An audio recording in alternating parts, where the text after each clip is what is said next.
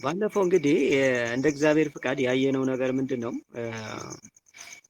ጸሎት ጋር ተያይዞ ብዙ ርቀት ሄደናል። አሁን ይሄ ወደ 9 ምናምን 8 9 አካባቢ ሳይሆን አይቀርምና በጣም ወሳኝም ስለሆነ ነው ማለት ይህንን ያህል ጊዜ እየፈጀንበት ያለ ነው ማለት ነውና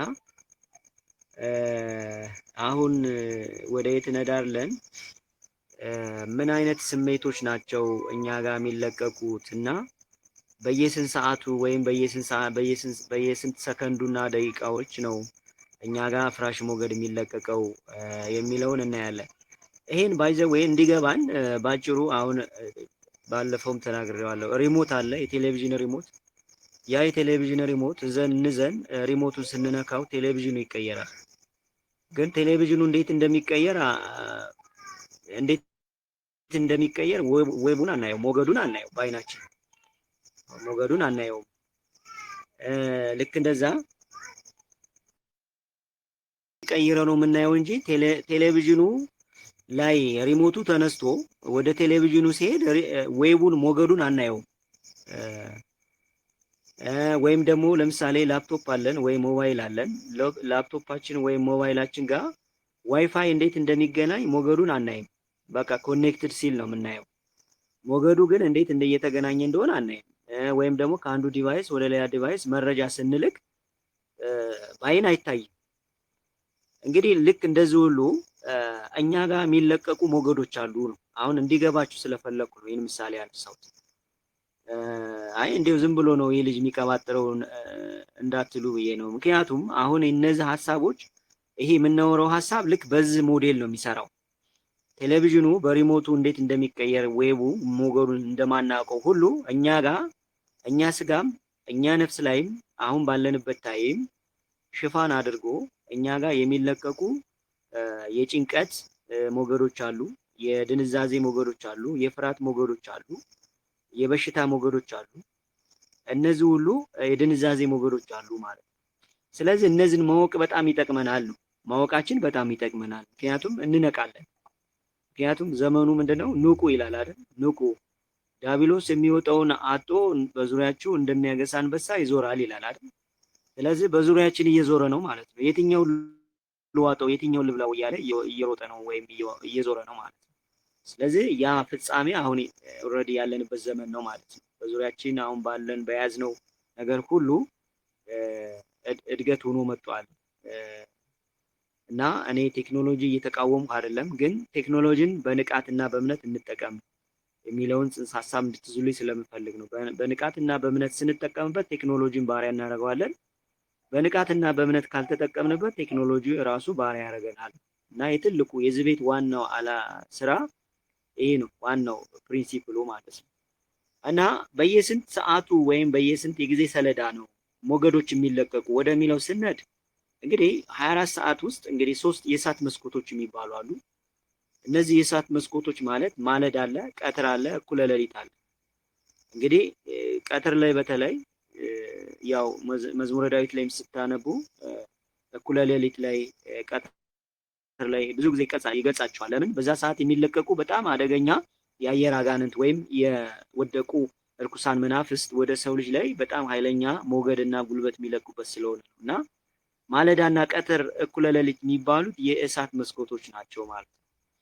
እና እነዚህ ሲሆኑ በእነዚህ ሰዓት እንግዲህ በእነዚህ ሰዓታት እግዚአብሔር አምላክ መለኮታዊ ኃይል ከሰማይ ወደ ምድር የሚፈስባቸው ሰዓታት ናቸው። ለምን? ቤተክርስቲያን ሰባቱ ሰዓታት ወይም ሰባቱ ሰዓታት 7 ጊዜ ጸልዩ ብሎ በመዝሙረ ዳዊት 118 ላይ የተቀመጠው ጠዋት አለ፣ ከዛ 3 ሰዓት አለ፣ 6 ሰዓት አለ፣ 9 ሰዓት አለ፣ 11 12 ከዛ ማታ ሲተኛ ከዛ 6 ሰዓት እነዚህን ስንቆጥራቸው 7 ይሆናሉ ማለት። ስለዚህ ልክ እነዚህ ሁሉ አሁን ቀትር ላይ 6 ሰዓት ላይ ብዙ ጊዜ ሰው ይፈዛል፣ ይደነግዛል፣ ያፋሽካል፣ በጣም ጫና አለበት። እኩለ ሌሊት ላይ ደግሞ እንቅልፉ በጣም ኃይለኛ ይሆናል።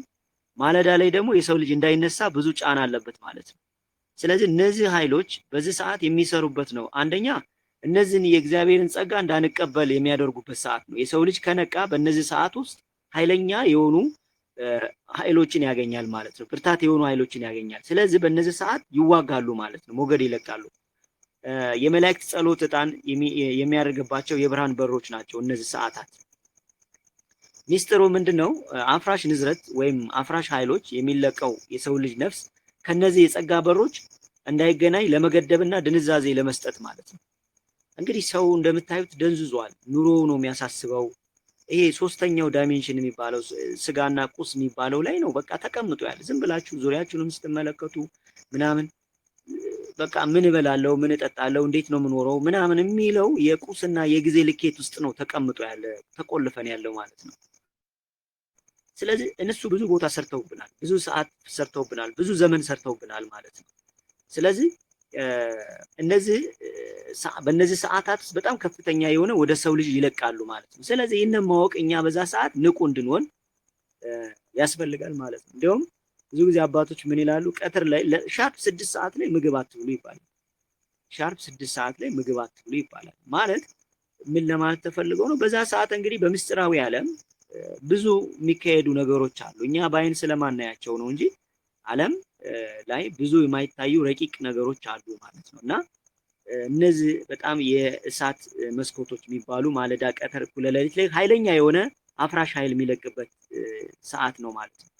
ሌላኛው የእሁድ ምሽትና ሰኞ ማለዳ፣ በተለይ ቅዳሜ በጣም ያስመሸንና ቅዳሜ ላይ በቃ እንደምንም ብሎ ማለት ነው ያስመሸናል። በቃ የማን ጎትተው የማን ሰራው የማን መዝነው ምናምን ነገር የለም። ቅዳሜ ላይ በጣም ያስመሸንና መጨረሻ ላይ እሁድ ምሽት ላይ ወይም እሁድ ጣት እንዳንነሳ በጣም ኃይለኛ ጫና ያደርግብናል። ኃይለኛ ጫና፣ ምክንያቱም እሁድ ማለት የሰንበት ነች፣ እረፍት ናት። ስለዚህ በዚህ ሰዓት እግዚአብሔር አምላክ ለሰው ልጆች የትንሣኤም ቀን ስለሆነች ለሰው ልጆች ጸጋ የሚልክበት ቀን ነው። ስለዚህ በዛ ሰዓት ወይ ቤተክርስቲያን እንዳይገኝ ወይ መልካም ነገር እንዳያደርግ ቅዳሜ ማታ ጀምሮ እስከ እሁድ ጠዋት ላይ በጣም ይፈታተናል። ያ ማለት ኃይለኛ ድንዛዜ ይልካል ማለት ነው። አሁን ይህ መረቡ ማትሪክስ ስንለው እንግዲህ ቴክኖሎጂ ብቻ አይደለም። ባይዘው ባለፈው ኢንሰም ኬዝ ባህላዊ አፍራሽ ኃይሎችን የወደቁ መላእክት እነዚህ ድግምት ምናምን ብለናል። ባይዘው እነሱ በማትሪክስ ውስጥ የሚጠቃለሉ ናቸው። ማትሪክስ ስንል ባይዘው በጣም ረጅም ነው፣ እጁ ረጅም ነው። በጣም ረጅም ስትራቴጂዎች ነው ያሉት፣ እግሮች አሉት። መረብ ስለሆነ ብዙ እግሮች አሉት፣ ብዙ ስትራቴጂ አለው፣ ብዙ የሚራመድበት እግር አለው። ስለዚህ በእነዚህ ሰዓት ላይ በጣም ከፍተኛ የሆነ ሞገድ ይለቀቃል ወደ ሰው ልጅ ማለት ነው። ስለዚህ ምክንያቱ እሁድ ምንድነው? እሁድ የብርሃንና የትንሣኤ ቀን ስለሆነ ነፍስ ከፍተኛ መንፈሳዊ ኃይል እንዳታገኝ ወይም ያደርጋል። ስለዚህ በእሁድ ቀን መንፈሳዊ ኃይል እንዳታገኝ ይፈታተናታል። በስጋ በኩል ብዙ አፍራሽ ኃይሎችን ይለቃል ማለት ነው። ስለዚህ መረቡ ይህን ንዝረት ለመስበር ሰውን ወደ ዓላማ የባርነት ቀንበር፣ የስራ ጫና፣ በጭንቀትና በድካም እንዲገባ ለማድረግ ሆን ብሎ አፍራሽ ስሜት ሞገድ ይለቃል ማለት ነው። ይለቃል። አሁን እንግዲህ ይህንን ማወቁ ለኛ በጣም ትልቅ ነገር ነው ማለት ነው። ሌላኛው የጨረቃ ሙሉነት ስትሆን፣ ጨረቃ ሙሉ ስትሆን እንግዲህ የተፈጥሮ ህግ ስለሆነ ነው። ጨረቃ ሙሉነት ስትሆን እና የውሃ ባህር ተጽዕኖ ጋር ተያይዞ ከፍተኛ ሞገድ የሚለቅበት ጊዜ ነው። የሰው ልጅ አካል በውሃ የተገነባ በመሆኑ ማለት ነው። ለምሳሌ ኢየሱስ ክርስቶስ መስቀል ላይ ሳለ ጎኑን ሲወጋ በለቅርጽ 2 ነገሮች ነው አይደል የፈሰሱት፣ ውሃና ደም። ስለዚህ በእነዚህ ነገሮች ሁሉ የሰው ልጅ እንደሚድን እየነገረን ነው ማለት ነው። ስለዚህ ውሃ ደግሞ 70% የሰው ልጅ ውሃ ነው። ስለዚህ በዚህ ሰዓት ጨረቃ ሙሉ ስትሆን ውሃ ላይ ተጽዕኖ ታሳድራለች። ስለዚህ በዛ ሰዓት የሚጠጣው ውሃ በሰው ልጅ ላይ 70%ቱን ተጽዕኖ ስለሚያደርግ ተፈጥሯዊ ግፊት ታደርጋለች ማለት ነው ጨረቃ። ስለዚህ ምንድነው ተፈጥሯዊ ኃይል ተጠቅሞ የሰውን ቁጣ፣ ጭንቀት፣ ስጋዊ ፍላጎት ከመጠን በላይ በማናር መንፈሳዊ ሚዛኑን እንዲያጣ ያደርገዋል ማለት ነው በዚህ ሰዓት። ስለዚህ ቁጣ፣ ጭንቀት፣ ስጋዊ ፍላጎት ይለቀቃል ማለት ነው። ይህ ጨረቃ ሙሉ ስትሆን ከነሱ ጋር ተገናኝቶ ያው በማይታየው ዓለም ግንኙነት ስላላቸው ነው እንግዲህ ይህ በስነ ፍጥረትም ማለት ነው። ይሄ ነው አንዱ። ሌላኛው የሚለቀቅበት የ90 ደቂቃ የአእምሮ ሽግግር ቅጽበት ይባላል። እንግዲህ አሁን እናንተ የምትጠቀሙት ኮምፒውተር አለ፣ ስልክ አለ። እንግዲህ እኛ እናውም እንጂ 2 ነገር አለው፣ ሶፍትዌር አለው፣ ሃርድዌር አለው። ሃርድዌሩ እኛም እንዳስሰው ነው። ሶፍትዌሩ ግን እንዴት እንደሚሰራ አናየው። ልክ እንደዛ ሁሉ ይሄ ስልክ በራሱ ጊዜ በአጀስት ፊክስ ያደርጋል፣ ራሱን ይመልሳል፣ ሪሴት ያደርጋል። እንደዛ ልክ እንደዛ ሁሉ የ90 ደቂቃ የአእምሮ ሽግግር ቅጽበት የሚባለው የአእምሮ አሰራር በ90 ደቂቃ ከግራ ወደ ቀኝ ንቃት የሚሸጋገርበት ክፍተት መስኮት አለው ማለት ነው። ምክንያቱም የሰው ልጅ ኦልሬዲ ሳይንስ አጥንቶታል አይደል? የሰው ልጅ ሁለት ጭንቅላት አለው። ግራ ጭንቅላት፣ ቀኝ ጭንቅላት የሚባል ኦልሬዲ ደርሶበታል አይደል? ስለዚህ ቀይ ጭንቅላት ያላቸው ሰዎች በባህሪያቸው ነው የሚለው እሱ ቀይ ጭንቅላት ያላቸው ሰዎች ፈጠራ ላይ ጎበዝ ናቸው። ነገር ግን የተፈጠረን ሀሳብ ሲያገኙ ግን የተግባር ሰዎች አይደሉም። ድክመታቸው የተግባር ሰው አይደሉም። ግራኝ ጭንቅላት ያላቸው ሰዎች ደግሞ አዲስ ነገር መፍጠር አይችሉም። ነገር ግን የተፈጠረ ሲያገኙ ተግባራዊ ያደርጉታል ይላል። ይሄ ሳይንስ ነው የሚለው ባይ ዘ ዌይ። ስለዚህ በማይታየው ዓለም እንግዲህ የሰው ልጅ ሁለት ጭንቅላት አለው። አሁን ይሄ የግራ ክፍል የሚባለው አእምሮ ለምሳሌ እኛ ኤቢሲዲ ተምረን ዲግሪ ፒኤችዲ ዲፕሎማ ምናምን የሚባለውን ትምህርት ተምረን ያሰለጠን ነው የትኛው ነው? የግራ ጭንቅላት የሚባለውን ክፍል ነው ማለት ነው። ስለዚህ የግራ ጭንቅላታችን ብዙ ጊዜ ለስጋዊና ለቁሳዊ ነገር ስለምንጠቀምበት ረቂቁን ዓለም ለመረዳት በጣም ችግር ነው ማለት ነው። በጣም ይቸግራል። ስለዚህ ቀይ ጭንቅላት ብዙ ጊዜ በመንፈሳዊ ረቂቁ ዓለም መመሰጥ እና የተሰጠውም ጸጋ ያ ነው። ስለዚህ እኛ ያጣነው ነገር ይህ ዘመናዊ ትምህርት የሚባለው ትምህርት መጀመሪያ አቦጊዳዛ ቤተክርስቲያን ስታስተምር ከሀለሃ ወይም ከአቦጊዳ ወደ ኤቢሲዲ ስነድ ከቀይ ጭንቅላት ወደ ግራ ጭንቅላት መሄድ ነው ማለት ነው። ለዛ ነው ብዙ ጊዜ አሁን ይህ ስጋና የጊዜ ልኬት ላይ ተቆልፈን የተቀመጥ ነው ማለት ነው። ምክንያቱም አባቶቻችን ይህንን ስጋዊ ማንነታቸውን በተለይ መንፈሳዊ ዓለሙን አሰልጥነው ጊዜ ሳይወስናቸው ያለ ትራንስፖርት ያለ ትራንስፖርት ይጓዛሉ፣ ያለ ስልክ ይገናኛሉ ማለት ነው። የሚመጣውን ቀጣይ ያለፈውን ቀጣይ የሚሄደውንም ነገር ያውቃሉ ማለት ነው። ስለዚህ ይሄ ቀይ ጭንቅላት የሚባለው ነገር እኛ ሳንጠቀምበት በጣም ብዙ ነገር ያጣንበት ነው እና በዚህ ሰዓት በየ90 ደቂቃው ምን ይዳረጋል? በመረቂቁ ዓለም በየ90 ደቂቃው ከግራ ወደ ቀኝ ንቃት የሚሸጋገርበት የክፍተት መስኮት አለ ማለት ነው በረቂቁ ዓለም። ስለዚህ በዚህ ሰከንድ ውስጥ ስውር የሆኑ አፍራሽ ሐሳቦችና የምስል ንዝረቶችን በአእምሮ ውስጥ በመቅበር ሰውን ሳያውቀው እንዲመራ ያደርገዋል ማለት ነው። ባይዘው አሁን በደረሱበት ሌቭል በሞገድ ወይም በመልቀቅ የሰው ልጅ ሁሉ ሲወስን የሱ ውሳኔ ሁሉ እንዲመስለው ሁሉ አድርገውታል አሁን ባለበት ሌቭል ማለት ነው። ስለዚህ በተለይ አሁን እየመጡ ያሉ ቴክኖሎጂዎች ከሰው ልጅ ልብ ምት ጋር ተገናኝተው ነው እየተሰሩ ያሉት እና አንደኛው የ90 ደቂቃ ላይ ነው የሚለቀው ሞገድ ነው። ሌላኛው በየ7 ዓመቱ የህዋሳት መታደስ ዑደት አለ በሰው ልጅ ላይ ማለት ነው። እንዲያውም በ7 ዓመት የሰው ልጅ ስጋና ነፍስ አዲስ ምዕራፍ እና እድገት ይጀምራል ማለት ነው። ስለዚህ በዚህ ሰዓት እንግዲህ ይህንን ለማኮላሸት ሰው በድሮ ስተቱና በባህሪ ውስጥ ታስሮ እንዲቀበር በየ7 ዓመቱ ታላላቅ የህይወት መናወጦች በሞገድ ይፈጠራል ማለት ይልካል ማለት ነው። ይህን አንዱ የሚጠቀምበት ምክንያቱም 7 ያው በዕብራይስጥ ፍጹም ማለት ነው አይደል? ስለዚህ በፍጹምነት ደረጃ ላይ ይሄ ሰው በዛ ሰዓት በረቂቁ ዓለም የሚያደርገውን ዑደት በትክክል ከእግዚአብሔር ጋር እንዳይገናኝ የሚያደርግበት አንዱ የሚለቅበት ትልቅ አፍራሽ ሞገድ ነው ማለት ነው። ሌላኛው ታላላቅ መንፈሳዊ በዓላት ዜማ ሲካሄዱ ዋዜማ ላይ ማለት ነው። እንግዲህ ታላላቅ መንፈሳዊ በዓላት ላይ ሲካሄዱ በበዓላት ወቅት የሚፈጠር የአንድነት ጸሎት አለ። እንግዲህ በዚህ ሰዓት የአንድነት ጸሎት ምን ያደርገዋል? ይረብሸዋል። ምክንያቱም አንድነት ጸሎት አንድም ሁለትም ሆናችሁ በስሜ ብትሰበሰቡ እኔ በዛ አለው ስላለ አንዱ ደካማ ነው፣ አንዱ ጠንካራ ነው። ስለዚህ አንዱ ለአንዱ ይጸልይ ነው አይደል? ስለዚህ እኔ ለአንዱ ስጸልይ የኔንም ይሰማኛል የዛ ሰውንም ይሰማል ማለት ፍቅር ማለት ያ ነው። መተሳሰብ ማለት ያ ነው። ስለዚህ ይህን ሲያቅ አንድነት ፍቅር ማለት በጣም ለሱ እሳት እሾህ ነው፣ አይመቸውም። ስለዚህ በእነዚህ ሰዓት እንግዲህ ሰዎቹ ወደ ቅድስና እንዳይሄዱ በዋዜማው ላይ ጸብ፣ የስጋ ፍላጎት፣ የድካም ሞገድ በመልቀቅ በዓሉን በስጋዊ ደስታ ብቻ እንዲያሳልፉ ያደርጋሉ ማለት ነው። በቃ በስጋ ብቻ እኔ አሁን ምንድነው መንፈሳዊ ኃይል ያገኘሁት ምንድነው የተባረኩት ብሎ ሰው ልጅ ብቻ እንዳይጠይቅ ማለት ነው። አሁን ብዙ ጊዜ ትመለከታላችሁ በጥምቀት በዓል፣ በገና በዓል፣ በመስቀል በዓል ተመልክታችሁ ከሆነ ዋዜማው ላይ ምን እንደሚፈጠር ታውቁታላችሁ። ባይዘው ከባድ ነው። ምክንያቱም ያ ሁሉ እንደገና ደግሞ እነዚህ ኮንሰርቶች፣ ድግሶች አሉ። የሙዚቃ ኮንሰርት፣ የድግስ እንደውም እነዚህ ጾም ሲገባ ራሱ የፋሲካ ጾም መያዣ ምናምን እያሉ ኮንሰርቶች ይመጣሉ። አሁን እነዛ ሁሉ ሲመጡ ዝም ብለው አይደለም የሚመጡት፣ ታርጌትድ ሆነው እነዛ አፍራሽ ኃይሎች በዛ ሰዓት ሲለቀቁ የሰው ልጅ ንቃተ ህሊና እምነት የሚያደነዝዙና ሞገድ የሚለቁ ኃይሎች ናቸው ማለት ነው። እና ታርጌትድ ተደርጎ ነው እየተለቀቀ ያለው ማለት ነው። በዚህ ሰዓት በዋዜማ ሰዓት ኃይለኛ የሆነ ሞገድ ይለቀቃል። በዛ ሰዓት እኛ መንቃት አለብን ማለት ነው። ሌላኛው አዳዲስ የቴክኖሎጂ ሞገዶች ሲዘረጉ ወይም አዳዲስ ቴክኖሎጂ በኢትዮጵያም በዓለም ላይ ሲተዋወቁ በእንደዚህ አይነት ሰዓት አዳዲስ የረቀቁ ሞገዶች መሳሪያዎች በቀጥታ ከሰው ልጅ የዘር ዲኤንኤ ጋር ስለሚገናኙ በዛ ሰዓት ሞገድ ይለቃል ማለት ነው።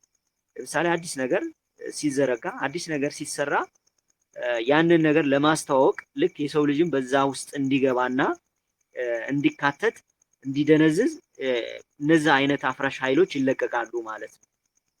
ያ ማለት ስውሩ ኃይል የተለያዩ ናቸው። የወደቁ መላእክት ያው ብዙ ናቸው ታውቋቸዋላችሁ። ነገር ግን መንገዳቸው የተለያየ ቢሆንም ግን አላማቸው ግን አንድ ነው። አት ዘ ኤንድ ኦፍ ዘ ዴይ ኦልሬዲ ራዕይ 13 16 ጀምሮ ያለው ነው። የትኛውም ነገር ቢካሄድ በአለም ላይ የትኛውም ነገር ቴክኖሎጂ የሚሰራ ሌላ ነገር የሚሆን የመጨረሻው ጎል ምንድነው? ራዕይ 13 16 ጀምሮ ያለውን ስናነበው ታላላቆቹ ታናናሾቹ፣ ባሪያዎቹ ጌቶቹ፣ ባለጸጎቹ ድሆቹ የአውሬውን ምልክት በቀኝ እጃቸው ወይም በግንባራቸው ያደርጋሉ። ያን ያላረገ መሸጥ መግዛት አይችልም። ቁጥሩም የሰው ቁጥር ነው። ቁጥሩም 6 ነው። ጥበብና እውቀት በዛ አለ ብሎ ዘግቶታል። አሁን እዚህ ላይ ጥበብና እውቀት አለ ሲል በዚህ ዘመን ላይ ከነሱ በላይ እውቀትና ጥበብ ከሌለን ካልነቃን ኦልሬዲ እኛ እንደ ጨው ማሙተን የምንጠፋበት ጊዜ ላይ ነው ያለነው ማለት ነው። ምክንያቱም እድገት ነው። እድገት ብሎ ነው የመጣው። እድገቱን ግን በንቃትና በእምነት ካልተጠቀምንበት፣ ባሪያ አድርገን ካልነቃን፣ ነገሮችን የምናይበትን መነጽር ካልተስተካከለ፣ አይናችን ያለው መነጽር ካልተስተካከለ ኢንሰም ኬዝ የኖህ ዘመን አይነት ይመጣል ማለት ነው። ምክንያቱም ኖህ ላይ ቢሊየን ህዝብ ጠፍቶ 8 ሰዎች ነው የዳኑት። እኔ ላስጨንቃችሁ አይደለም እንድትነቁ ነው። ስለዚህ እኛው የሚጠበቅብን መንቃት ነው፣ መጨነቅ አይደለም፣ መረበሽ አይደለም። ባይ ዘ ዌይ ይሄ እውቀት እናንተ ጋር ሲመጣ እንድትነቁ ነው። እግዚአብሔር በአንድም በሌላም ያስተምራል። የሰው ልጅ ግን አያስተውልም ስለሚል መጽሐፍ ማለት ነው። ስለዚህ ይህንን እንደ መረጃውን እንደ ንቃትና እንደ እምነትና በተግባር የሚገለጽ አድርጋችሁ መውሰድ ነው እንጂ አዋቂ ስለሆናችሁም አትድኑ። ባይ ዘ ዌይ አዋቂ ወይም ሊቅነት ቢሆን ኖሮ አሪዮስ፣ ንስጥሮስ፣ መክዴሚያኖስ ይድኑ ነበር አይደል? ስለዚህ እሱ እንደ እውቀት አይደለም ምንዘው ማለት እና አዳዲስ ቴክኖሎጂ ሲዘረጉ ዋትስ ቢሃይንድ ዘ ኩርቴን ከመጋረጃ ጀርባ ምንድነው ያለው ጨዋታ የሚለውን ማየት አይንን ማሻሻል ቅምጥን ማስወገድ ይጠይቃል ማለት ነው። እና በዚህ ሰዓት እንግዲህ የአዳዲስ ቴክኖሎጂ የሰው ልጅ መለኮታዊ ተፈጥሮ በማዛባት ወደ ማሽንነትና ወደ ባርነት ለመለወጥ የታለመ ስውር የሞገድ ጥቃት ይልካል ማለት ነው።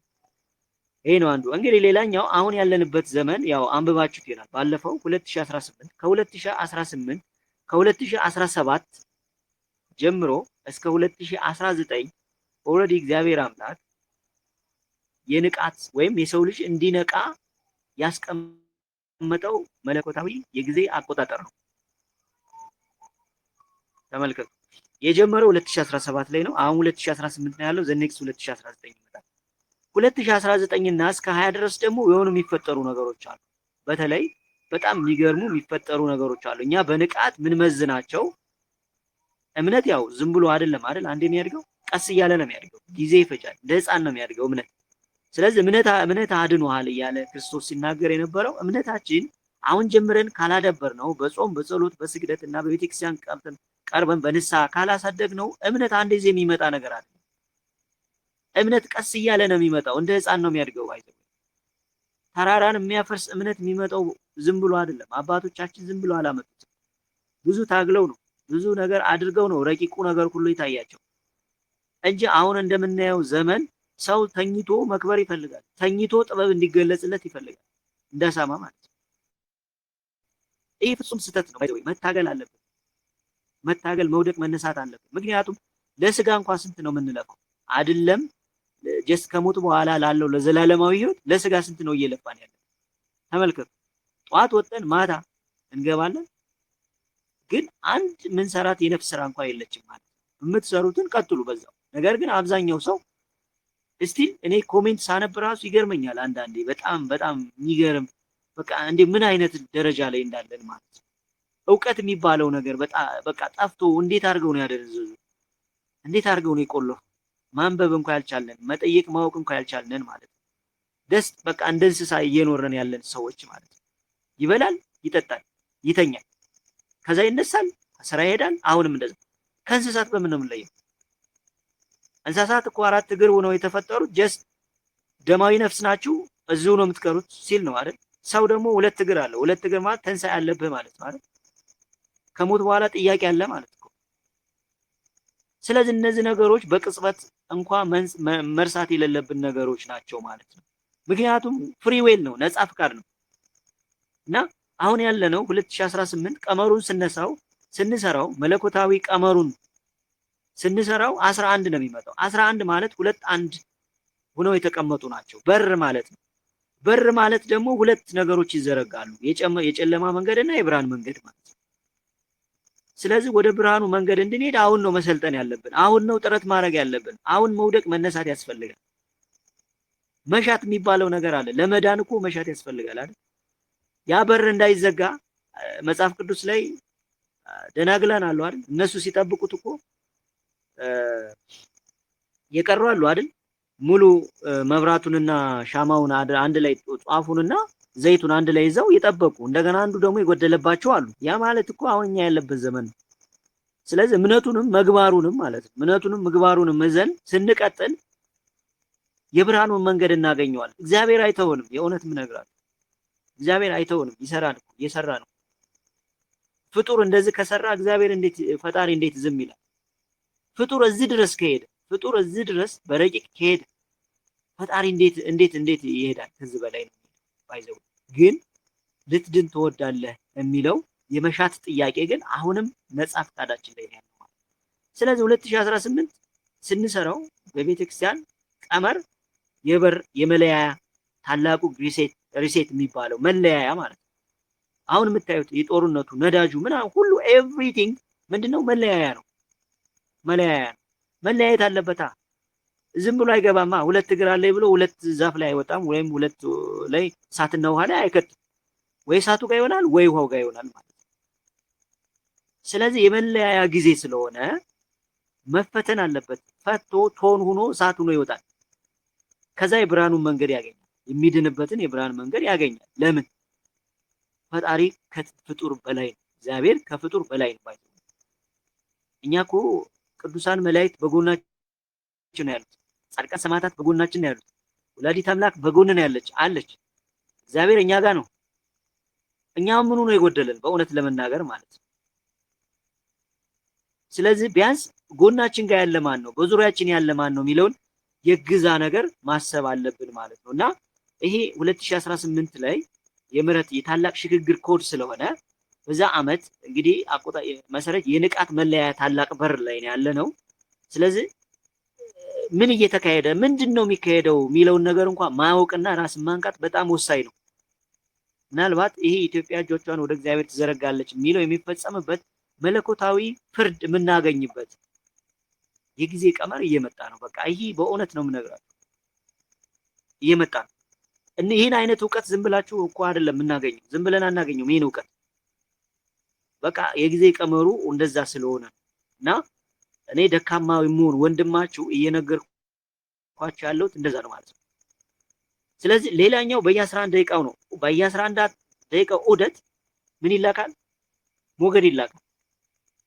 ከሳተላይት ከ5G ከፋይዳ ጋር ተያይዞ ሞገዶች ይለቀቃሉ። ቀደም እንዳልነው ሪሞቱ ወደ ቴሌቪዥኑን እንደሚቀይረው ሞገዱን እንደማናየው የሰው ልጅ ላይ አፍራሽ ሆኖ የሆኑ ኃይሎች ይለቀቃሉ። እንደገና እነዚህ የወደቁ መላእክትም የሰው ልጅ ይታገላሉ። አብረው ነው የሚሰሩት ባይዘው። ስለዚህ በየ11 ሰዓቱ ዑደት አለ ማለት ነው፣ ይለቀቃል ሞገድ። ስለዚህ መንቃት አለብን፣ ይህንን ማወቅ አለብን ማለት ነው። ምን እየተካሄደ እንደሆነ ማወቅ አለብን። ሌላኛው ማለዳ ላይ ቀደም ያልነው ነው። ሌላኛው በ2.4 ሰከንድ በየ2.4 ሰከንዱ የሚለቀቅ የልብ ትርታ የሚያዛባ ረቂቅ ምት አለ። እንግዲህ ምት በዚህ ሰዓት የምትለቀው ምት አለ፣ ልብ የምትለቀው ሞገድ አለ፣ የምትመታው ምት አለ። ስለዚህ አሁን እየተሰሩ ያሉት በተለይ አፖቹ ኤአይ እና እንደዚህ ዘመናዊ የሆኑ ነገሮች ከሰው ልጅ የልብ ምት ጋር ተያይዘው ነው እየሰሩ ያሉት ማለት ነው። ልብን ያዙ ማለት ኦልሬዲ የሰው ልጅ ማንቀሳቀስ ይችላሉ ማለት ግን ልብ ኦልሬዲ በእግዚአብሔር ዘንድ የተያዘች ነው። ምክንያቱም ልጄ ሆይ ልብህን ስጠኝ ስለሚል ማለት ነው። እጅህን ስጠኝ አላለም፣ አፍክን ስጠኝ አላለም። ልብ ራሷን ችላ በ40 ሺህ መለኮታዊ ክሮች ወይም ደግሞ የብርሃን ክሮች ከስላሴ ዙፋን ጋር የተገናኘች ነች። ልብ ራሷን ችላ 5000 እጥፍ ከአእምሮ በላይ ሞገድ ማመንጨት ትችላለች። የልብ እነዚህ ብርሃን ክሮች ራሳቸውን ችለው ያለ አእምሮ ማሰብ ይችላሉ። ተመልከቱ። ስለዚህ ልብ ላይ በደንብ ከሰራን ልባችን አጥብቀ ልብህን ጠብቅ የህይወት መውጫው ከሱ ነውና ይላል አይደል መጽሐፍ ቅዱስ ላይ። አጥብቀ ልብህን ጠብቅ የህይወት መውጫው ከሱ ነውና ይላል። ስለዚህ ልብ ይህን ያህል ነግሳለች ማለት ነው። ስለዚህ በ2.4 ሰከንድ የሚለቀቁ አፍራሽ ሞገዶች አሉ ማለት ነው እና እሱንን ማየት አለብን ማለት ነው። ኦልሬዲ ሲሰሩ በዛ ስታይል ሆኖ የተሰሩ ስለሆነ ማለት ነው። ሌላኛው በየ7 ቀኑ የሚደረግ ዳግም ምለሳ የሚባል አለ።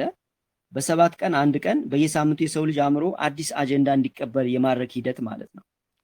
እንግዲህ ያው አይታችሁ ከሆነ አጀንዳዎች አሁን የሆነ የቫይረስ ወይም ደግሞ የሚመጣ ቫይረስ ረስተን ሳለ እንደገና ቀጣይ ምን ይመጣል? የበሽታ ይመጣል። ከበሽታ ደግሞ ቀጥሎ ጦርነት ይመጣል። ከዛ ደግሞ ሌላ አጀንዳ ይነሳል ማለት ነው። ስለዚህ አጀንዳ በአጀንዳ ነው የሚሆነው ማለት ነው። እነዚህ ፐርፐዝሊ ነው የሚሆኑት፣ ዝም ብሎ አይደለም። ባይዘው አጀንዳ እንሰጣለን፣ አጀንዳውን ደግሞ ይወስዳል የሰው ልጅ። ከዛ ሾርት ሚሞሪ ይሆናል ማለት አንዱን ይረሳል፣ አንዱን ይተዋል፣ አንዱን ደግሞ በአዲሱ ልክ እዛ ውስጥ ይዘፈቃል ማለት ነው። ስለዚህ በወቅቱ ሁሉ ምን ይሆናል ማለት ነው? በዛ ውስጥ እየገባ ብዙ ነገር እንዲያወራ፣ ብዙ ነገር እንዲያስብ አእምሮ በዛ መልክ ወጥመድ ውስጥ አልጎሪዝም ሉፕ የሚባለው ላይ ገብቶ ጀስት አዙሪት የሆነ መንፈስ ወይም አዙሪት የሚባል ኃይል ተለቆበት እዛ ላይ ይነጋገራል ማለት ነው። ከዛ የሆነ ነገር ይረሳል፣ ደግሞ ሌላ አጀንዳ ይነሳል ማለት ነው። ስለዚህ እነዚህ ሁሉ በየ7 ቀኑ ወይም ደግሞ እነሱ በመፈለጉበት ሰዓት በተለይ ይሄ ሉሽ የሚባለው ኃይል ጉልበት ሲፈልጉ የሆነ አጀንዳ ያስነሱና ከዛ በኋላ በዛ እንደሄድ ያደርጉታል ማለት ነው። ጉልበት ወይም ሰው ልጅ ሲጨነቅ ሲፈራ የሚያመነጨው ክፉ መንፈስ አለ። የሰው ልጅ የሚያመነጨው ጉልበት አለ፣ ነፍሱ። ያንን እንደ ግባት እንደ ጉልበት ይጠቀሙበታል፣ ይመጡታል ማለት ነው። እነዚህ አፍራሽ ኃይሎች ይህን ዓለም የገነቡት እኒ አርከን የሚባሉት ወይም 4D ላይ 4ኛው ዳይሜንሽን ላይ ያሉት የሰው ልጅ ከ3D ላይ ቁጭ ብሎ ወደ 4ኛው ዳይሜንሽን እንዳይገባ ጀስት በቁስና በጊዜ ልኬት ውስጥ ቁጭ ብሎ ስለ ነፍሱ ብቻ እንዳያስብ የሚደረግበት አዙሪት ማለት ነው።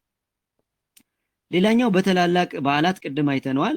ሌላኛው በእንቅልፍ ሰዓት ሰው ህልም በሚያይበት ጊዜ የህሊና ዳታ ወይም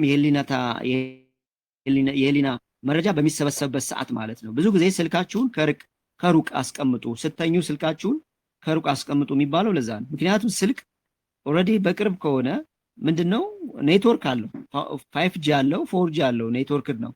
ስለዚህ በዛ ሰዓት የሚለቀቁ ሞገዶች የሰው ልጅ ቀጥታ ህልም እንዳያይ፣ ከእግዚአብሔር ጋር እንዳይገናኝ፣ ጥሩ ነገር እንዳያይ፣ ጥሩ ነገር እንዳይደርሰው የሚደረግበት የሃይጃኪንግ መንገድ አለው፣ የጠለፋ መንገድ ማለት ነው። እና እነዚህ ሁሉ እንግዲህ የሚለቀቁ ናቸው ማለት። ሌላኛው የመጨረሻው በየ3 ሰዓቱ የሚለቀቅ አፍራሽ ሞገድ አለ። በየ3 ሰዓቱ ሉፕ ማለት ነው። ለምሳሌ 3 6 9 12 ስንል በመሃል 3 ሰዓት አለ። እንግዲህ በየ3 ሰዓቱ ምን ይለቀቃል? አፍራሽ ሞገድ ይለቀቃል ማለት ነው። የሰው ልጅ ልክ ድንዛዜ ውስጥ እንዲገባ እንዳያስተውል ንቃተ ህሊናው እንዲወሰድ ደስ የሚያደርጉበት ሲስተም ነው ማለት ነው። እና ይሄ አንዱ ነው ማለት ነው። ሌላኛው ይሄ የሚለቀቀውን ነገር ካየን ለምን ይለቀቃል ወደሚለው ስንሄድ ለምን ይለቀቃል ስንል አንደኛ ንቃተ ህሊና ለማደንዘዝ ነው። እንግዲህ እግዚአብሔር አምላክ በመጽሐፍ ቅዱስ ንቁ ይላል አይደል? ብዙ ጊዜ ንቁ ይላል። ንቁ ነው የሚለው ብዙ ጊዜ ማለት ነው። መጽሐፍ ቅዱስ ሰርች ማድረግ ትችላላችሁ። ብዙ ጊዜ ንቁ ይላል። ስለዚህ ንቃተ ህሊናን ለማደንዘዝ ነው። እንግዲህ ንቃተ ህሊና ማለት ከነፍስ ጋር የሚገናኝ ነገር ነው። ነፍስ መንቃት ስትጀምር ከመጋረጃ ማየት ትጀምራለች፣ በውስጥ በኩል መናገር ትጀምራለች ማለት ነው። እና ያን ነገር ነው ያጣ ነው ማለት ነው።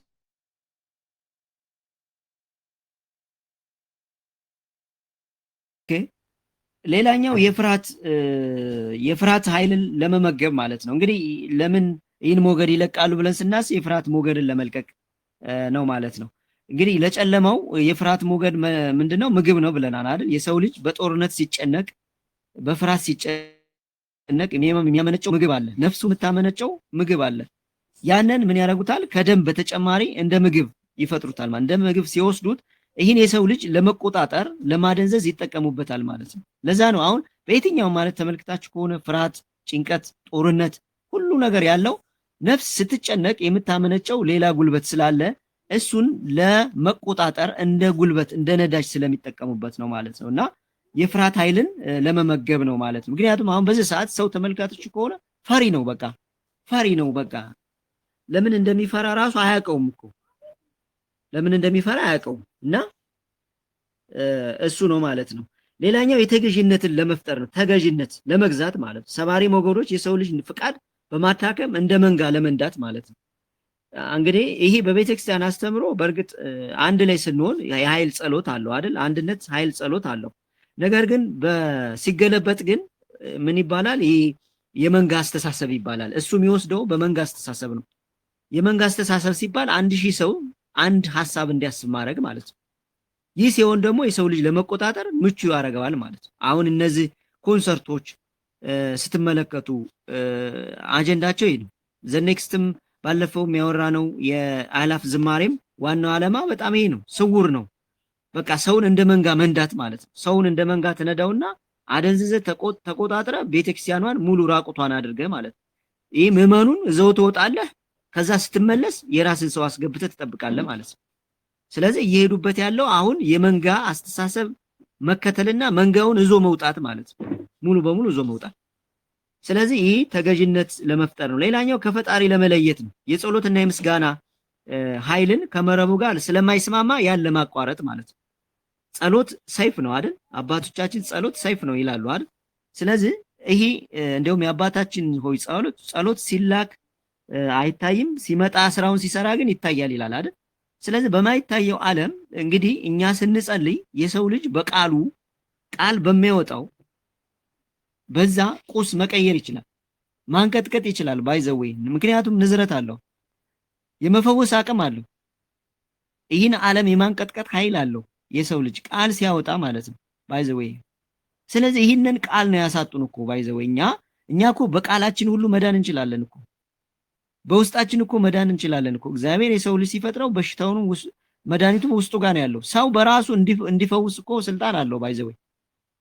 ይህን የመፈወስ ስልጣን እንኳን እንዳናገኝ እኮ የማይድኑ በሽቶች ብሎ ነው ያመጣብን አይደል? ሰው በፍርሃት ውስጥ እንዲቀመጥ እንኩላሊት አለበት ሲባል እንኩላሊቱን ብቻ እንዲያስብ እምነቱ ባዶ እንዲሆንና እንዲጨነቅ ኦልሬዲ በዛ ሉፕ ውስጥ እንዲገባ ማለት እንዲቆለፍ አይደለም። በሽታ እኮ አይደለም ጎበዝ፣ እኛ እኮ ነፍሳችን እኮ ትታመማለች። ነፍሳችን ማከብ ስንጀምር ስጋችን ይታከማል ማለት ነው። እና ስጋችን ቢቃጠል ስጋችንም ቢጠፋ እኛ አይደንቀንም፣ ምክንያቱም ነፍስ ዘላለማዊ ናት ማለት ነው። እና ሰው ደግሞ ነፍስ የሚባል መለኮታዊ ኃይል ብርሃን ተጭኖበታል። ስለዚህ ነፍሳችን ነው በጣም ሊያሳስበን የሚገባው። ስጋም አለ ነፍስም አለ፣ ግን ግማሽ ለስጋ ግማሽ ለነፍስ ነው። ስለዚህ ሁለቱን እኩል አስተባብረን መሄድ አለብን፣ ተዋህዶ ስለሆነ ማለት ነው።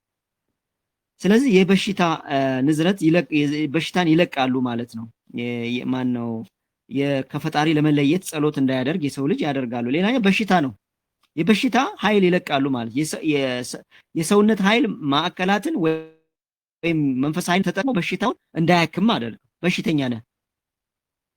እኔ አንድ የሚገርመኝ ነገር ሰውየው ከቤቱ ይወጣል አሉ እና ሲወጣ አንድ ጓደኛ ያገኘዋል። እዛ ብዙ ጊዜ አግኝቶት አያውቅም።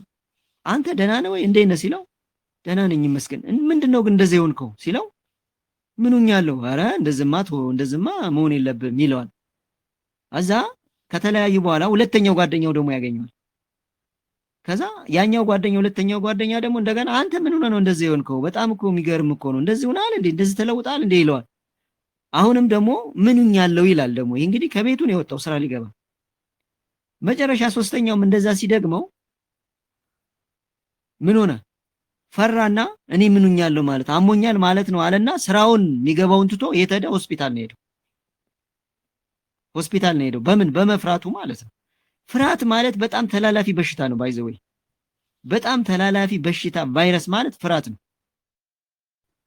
ሰው አንዲት ነገር የሚያስጨንቅ የሚያስፈራ ነገር ሲለቅ ያ ሰው ይንቀጠቀጣል፣ ይፈራል ማለት ነው።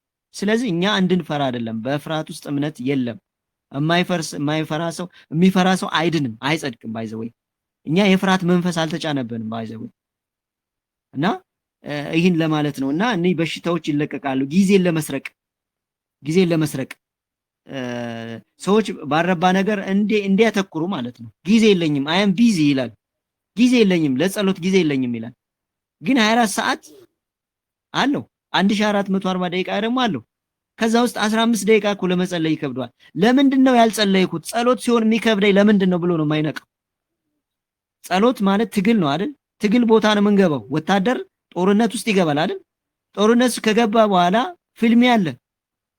ሊሞት ይችላል፣ ሊድን ይችላል፣ ሊያሸንፍ ይችላል፣ ሊሸነፍ ይችላል። ጸሎትም እንደዛ ነው።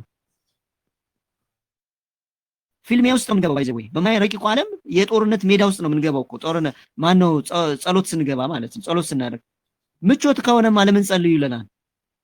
ምቾት ዞን ከሆነ እኮ ጸልዩ አንባልም ሲጀመር ማለት ነው። ትጉና ሳታቋርጡ ጸልዩ፣ ወደ ፈተና እንዳትገቡ ትጉና ጸልዩ የሚለው ለሰው ልጅ ግዴታ የተሰጠው የቤተ ክርስቲያን ትእዛዝ ነው።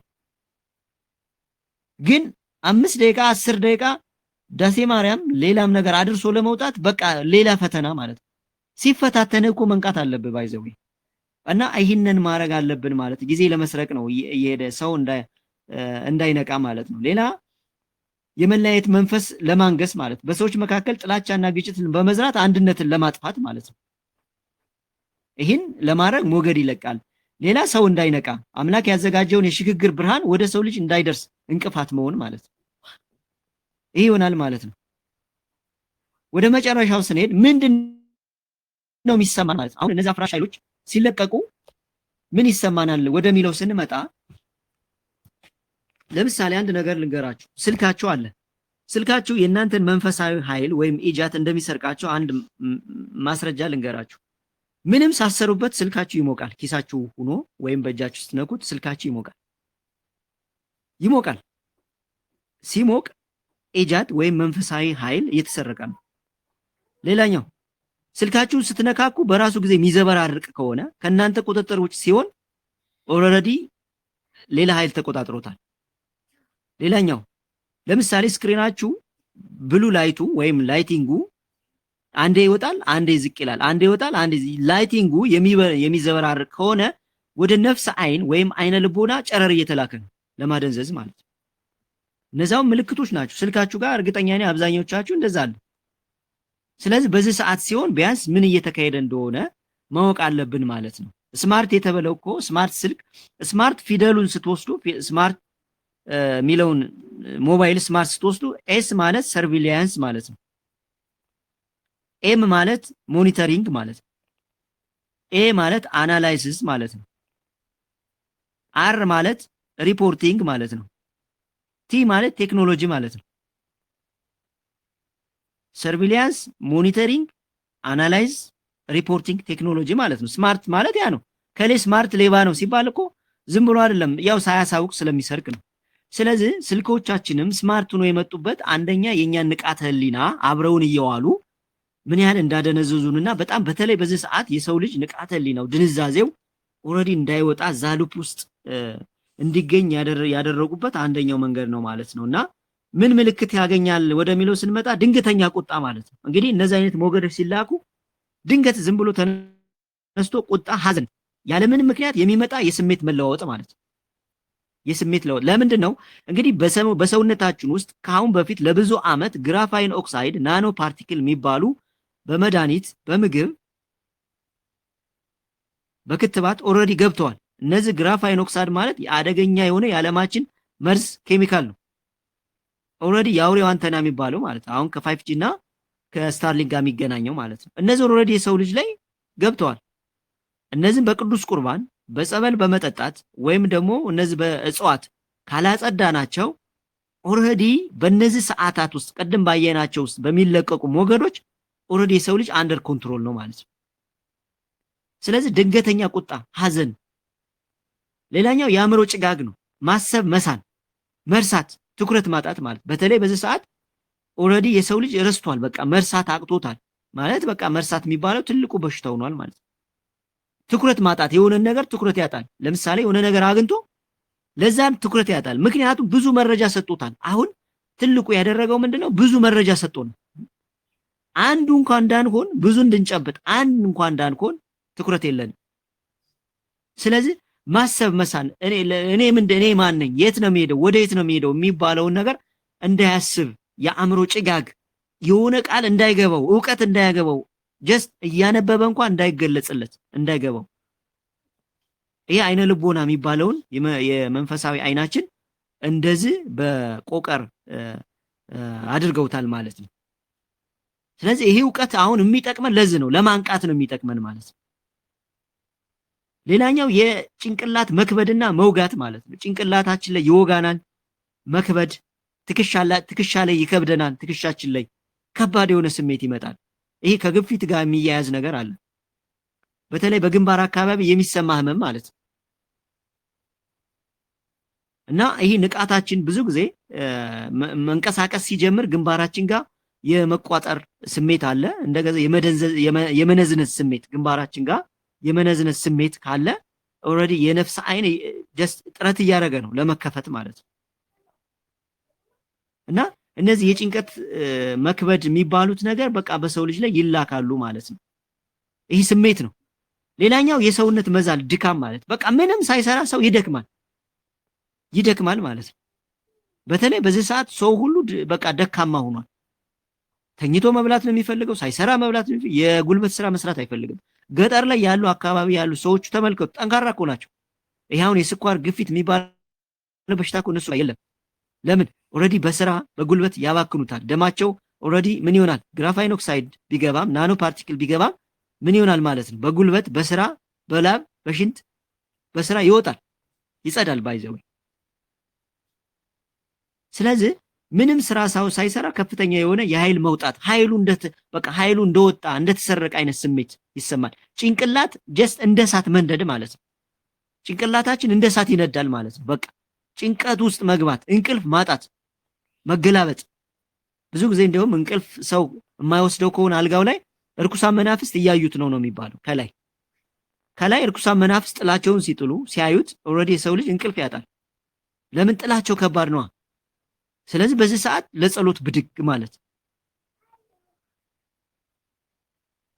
ምክንያቱም አሁን ይህ ሕክምና ጤና ጣቢያ እንኳን ስንሄድ በሽታ ምልክት ምንድነው ይባላል። ምልክቱ ይታያል፣ ላብራቶሪ ይወሰዳል፣ ከዛ መድኃኒት ይታዘዝለታል። አሁንም እያየን ያለ ነው ይሄ አፍራሽ ኃይል እንደዚህ አይነት ምልክቶች አሉት ነው። ይህን ማድረግ ስንጀምር አይናችን ቦግ እያለ ይሄዳል፣ የነፍስ ኃይል መንቃት ይጀምራል ማለት ነው። አሁን በተለይ እኔ በቅርብ የደረስኩበት አንድ ያገኘሁት በጣም የገረመኝ ቡና ነው። ቡና ማለት የብድር ንቃት ይዞ መጥቶ የሰው ልጅ አእምሮ ነርቡን በጊዜያዊ የደስታ ቅጽበት ውስጥ ከቶ የሚያደነዝዝ ማለት ነው። ለስጋ ያነቃል፣ ግን ነፍስን የሚያደነዝዝ ማለት የነፍስን አይን በጣም የሚያደነዝዝ። አሁን እንግዲህ የቡናን ሴራ ተመልከቱ። ዋጋው ምን ያህል ጨመረ? እንዴት ነው እየተሸጠ ያለው? ከዛስ ቡና ሳትጠጡ ስትውሉ ምን እንደሚሰማችሁ ተመልከቱ። አንጎላችሁ ላይ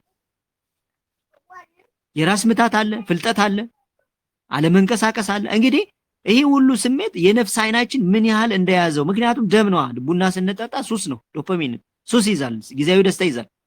ከዛ በኋላ ያን ጽናት ስናወጣው ነው ኦልሬዲ ደም ነፍስ ነች፣ በነፍስ ውስጥ ነው ያለችው። ደም ራሱ ሲጸዳ ይሄ የምናየው አይነ ልቦናችን ንቃተ ህሊናችን ከፍ እያለ ይሄዳል ማለት ነው።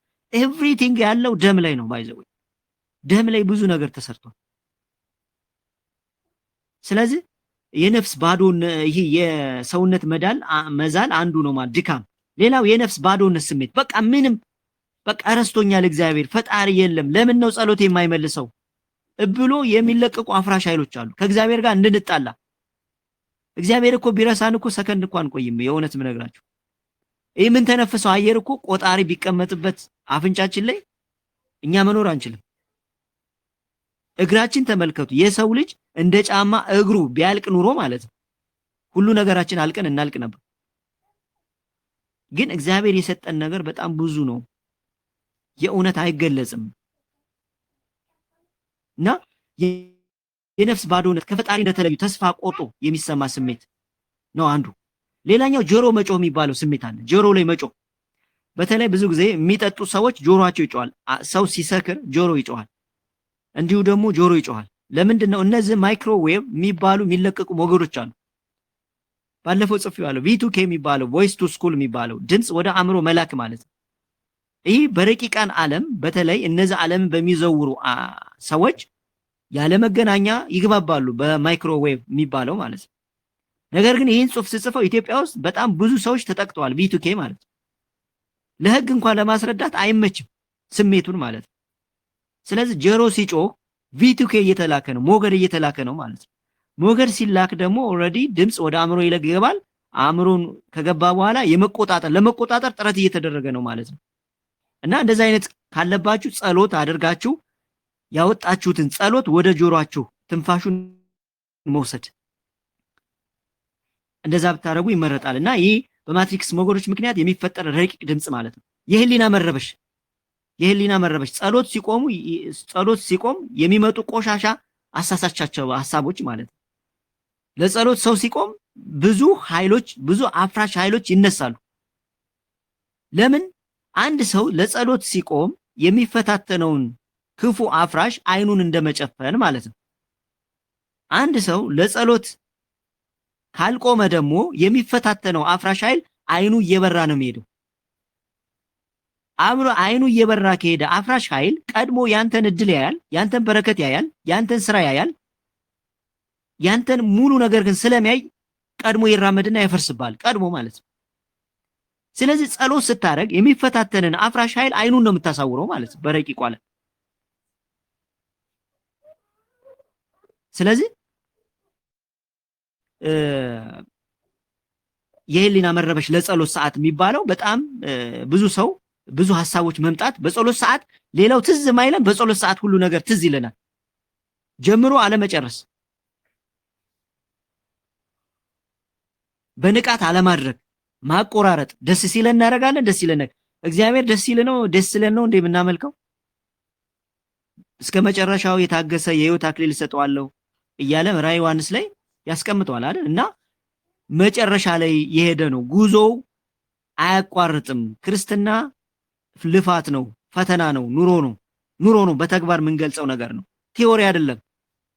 ስለዚህ ይህንን ማየት አለብን። እና የእውነታ መጥፋት ሌላኛው ስሜት ማለት ነው። ዓለም ሁሉ ፌክ ነው፣ ጥላ ነው እንደሆነ የመሰማትና የመደንዘዝ ስሜት ማለት። ምክንያቱም ዓለም ላይ ስንመጣ ለትልቅ ዓላማ ነው የመጣ ነው፣ ለዓላማ ነው የመጣ ነው።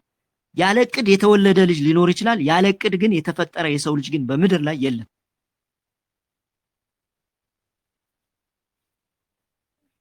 ስለዚህ ለምንድን ነው የምኖረው? ይህ ዓለም ምንድን ነው ብሎ ራስን ማጣጣልና የተሰጠንን ነገር መርሳት የሚባለው መንፈስ ይመጣል ማለት ነው በእኛ ላይ። ያለ ምክንያት የሚመጣ ድብርት ማለት ነው። ምንም ሳይጎድልም ድንገት የባዶነት የሐዘን ስሜት ሲሰማ፣ ለምሳሌ ጠዋት በደስታ ተነስተ ዜና ስታይ ድንገት ተስፋ ትቆርጣለህ ማለት ነው። እነዚህ ሁሉ ስሜቶች እንግዲህ ሞገዱ የሚለቀቅበት ማለት ነው። ተባብረው የጨለማ መናፍስት የሰው ልጅ ለማድቀቅ ወደ ነፍሱ እንዳይመለከት፣ ወደ እግዚአብሔር እጁን እንዳይዘረጋ፣ አሁን የሚመጣውን የንቃት ኃይል እንዳያገኝ አይኑ እየተጨፈነ ያለበት ጊዜ ላይ ነው ያለነው ማለት ነው። ሌላኛው ራስ ምታትና አንገት መዛል፣ በተለይ በቤተ መቅደስ ወይም በጸሎት ቦታ የሚሰማ የክብደት ስሜት ማለት ነው። የእንቅልፍ መዛባት፣ ቅዠት፣ በኩለ ሌሊት በድንጋጤ መንቃት፣ ከአቅም በላይ የሆነ የእንቅልፍ ስሜት፣ በስራ ላይ ሰዓት መብዛት፣ እነዚህ ሁሉ አፍራሽ ኃይሎች ናቸው ማለት ነው የሚለቀቁ። አሁን በጣም ረቂቅ ሆኗል። ሲጀመር እነዚህ የወደቁ መላእክትም እየመጡ እንደገና ይዋጉናል። አሁን ደግሞ እንደገና በዚህ በረቂቁ ዓለም ደግሞ ብረት ለብሶ መጥቶ እኛን እየተዋጋን ነው ማለት ነው። ስለዚህ እንንቃ ነውና የትኩረት ማጣት ቅድም አይተነዋል። ተለዋዋጭ ቁጣ፣ የመገለል ስሜት፣ ማንም አይወደኝም ብቸኛ ነኝ የሚል ስውር ድምፅ በአእምሮ ውስጥ መፍጠር ማለት ነው። ማንም አይወድም፣ አንተ ምን ታረጋለህ? እግዚአብሔር ረስቷል፣ ብቸኛ ነኝ ምን ታረጋለህ የሚል አይነት ስሜት ማለት ነው። በጆሮ ይልካል፣ በልብ ይልካል። ስጋዊ ፍላጎት ላይ መበርታት፣ መንፈሳዊ ጥንካሬን የሚያደክሙ የዝሙት፣ የገንዘብ ስስት ሐሳቦች መጉረፍ ማለት ነው። በተለይ አሁን ይሄ ራስን በራስ ማርካትና ዝሙት የሚባለው በቃ የሰው ልጅ በተለይ ወጣቱን ሙሉ በሙሉ ኃይሉን የመፍጠር ኤጃት መንፈሳዊ ኃይሉን ወስዶ ለሜትሪክስ የሚባለው አሁን ላለው ዓለም እንደ ነዳጅ የሚጠቀምበት ማለት ነው። ይህ ዝሙት የሚባለው ማለት በቃ ዝሙት ሲሰራ አንድ ሰው ሙሉ ኃይሉ ነው ባይዘው የ7 ቀን ጉልበት ይወስዳል ነው የሚለው አይደል ሳይንስ። በመንፈሳዊ ዓለም ግን ከፍተኛ የሆነ የርኩሳን መናፍስት ጥላ ነው የሚመጣው። ሙሉ ኃይሉ ነው የሚሰለበው ሙሉ ነገሩ ማለት ነው። ያለ አግባብ ሲሆን ማለት ነው።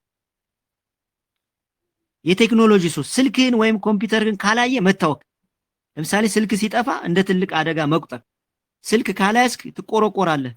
10 ጊዜ ኪስን ማውጣት ስልክ። ይሄ ምንድነው? ይሄ ፌድባክ ሉፕ የሚባለው ወይም አዙሪት የሚባለው ነገር ዞን የጠቀለለን ማለት ነው። አሁን ደግሞ በጣም ተመልክታችሁ ከሆነ ልጆች ህፃናት ስልክ ስክሪን ሳያዩ ምግብ አይበሉ። በጣም ነው የገረመኝ። ስልክ ይሰጧቸዋል፣ እንጀራ ይበሏቸዋል። ስልክ ህፃናት በተቻለ መጠን ከ7 ዓመት በፊት ስክሪን ላይ ባይገኙ ይመከራል። ለምን? የነፍስ አይናቸው ስለሚደነዝዝ ማለት ነው። አሁን ደግሞ በየመንገዱ ተመልክታችሁ ከሆነ ስልክ ነው እየያዘ መሄድ። ስልክ እየነካካ ነው መሄድ። አሁን በስቷል ሰው ስልክ እየነካካ መሄድ ማለት ነው። ምን ያህል ሱስ ውስጥ እንደከተቱን ተመልከቱ። እና እነዚህ ነገሮች ሁሉ አፍራሽ ኃይሎች የሚለቀቁ ናቸው ማለት ነውና ወደ መጨረሻው ስንመጣ ምን እናድርግ የሚለው ጋር እንመጣለን። ምናልባት ደክሟችሁ ይሆን ወይስ ላቆሙ? እስኪ ሀሳብ ስጡኝ። ይሰማል? ኧረ ቀጥል መምህር፣ አሪፍ ነው። ልቀጥል? እሺ። የሰለቸ ካለ ብዬ ነው። ምናልባት የደከመው ካለ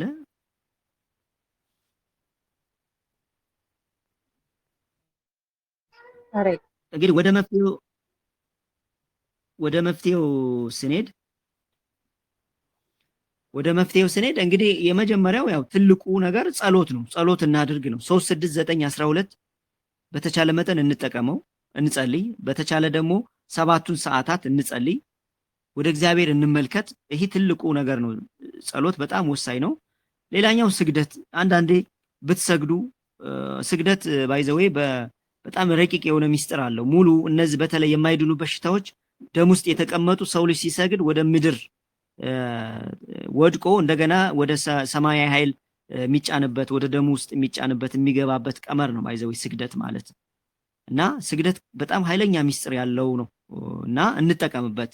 ስግደትን በጣም እንጠቀምበት። ሌላኛው የባዶ እግር ነው። አሁን ቤታችን ሙሉ ሴራሚክ ከሆነ አንዱን ሴራሚክ እናንሳና በቃ ልጆቻችንም እኛም እዛች ላይ ግራውንዲንግ እናድርግ። ቦታዋ ላይ እግራችንን ማገናኘት በጣም ወሳኝ ስለሆነ ማለት ነው እና እነዚህ በተለይ የማይድኑ በሽታዎች በጣም በብዙ ጊዜ ተከታታይ ካረግናቸው ኃይል አለ። ከመድኃኒቱ ራሱ የምንወጣበት እድሉ አለ።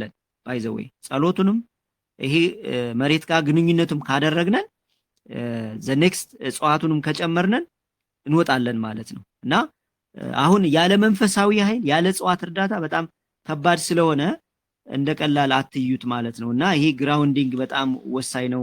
ሌላኛው እያንዳንዱን ነገር በንቃት እንመልከት። ምንድነው እየተካሄደ ያለው? የሆነ ዜና ስንሰማ ምንድነው ምን ለማለት ተፈልጎ ነው የምትለዋን ነገር በንቃት እንያት፣ እንፈትሻት። አንፍጠን። አንድን ነገር ለማድረግ አንወስን። አዲስ ነገር ሲመጣ ለማድረግ አንወስን። ይሄ በጣም ወሳኝ ነገር ነው።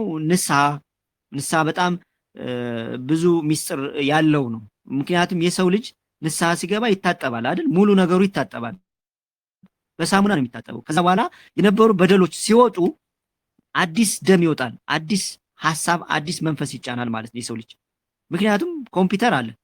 አሁን ኮምፒውተር ጀስት ክራክ ስናረገው ማለት ቡት ስናረገው እንደ አዲስ ስንጭነው ሙሉ ነገር አስወግዶ እንደ አዲስ ነው አይደል የሚመጣው። ልክ እንደዛ ማለት የሰው ልጅም በዛ መልክ አዲስ መንፈስ ነው የሚጫነው ማለት ነው። ስለዚህ ደማችንም ይጸዳል። ደማችን ሲጸዳ ደግሞ የነፍስ አይን ይበራል፣ አይነ ልቦናችን ይከፈታል ማለት ነው። ከዛ ውጭ መጋረጃ አለ ማለት መጽዳት አለብን እና ራሳችን በተለይ ማናደርጋቸውን ነገሮች ቀስ እያልን ምንችላቸውን ብቻ እየታመነን ብንሄድ። ሌላኛው የምስጋና ህይወት ነው። ምስጋና ህይወት በጣም ወሳኝ ነው። ኢየሱስ ክርስቶስ በምድር ላይ ያለ 5ቱን እንጀራና 2ቱን ዓሣ አነሳ፣ ወደ ሰማይ ተመለከተ፣ ከዛ አመሰገነ፣ ቆርሶ ሰጠ ነው የሚለው። አመሰገነ ማለት እንግዲህ እሱ ጋር እኛም እንድንማር ስለሚፈለግ ነው አይደል? ስለዚህ ምስጋና በጣም ይሄ አሁን የምናየውን ይሄ የኛን የህይወት ጫና ስብርብር አድርጎ የሚጥለው ምስጋና ነው።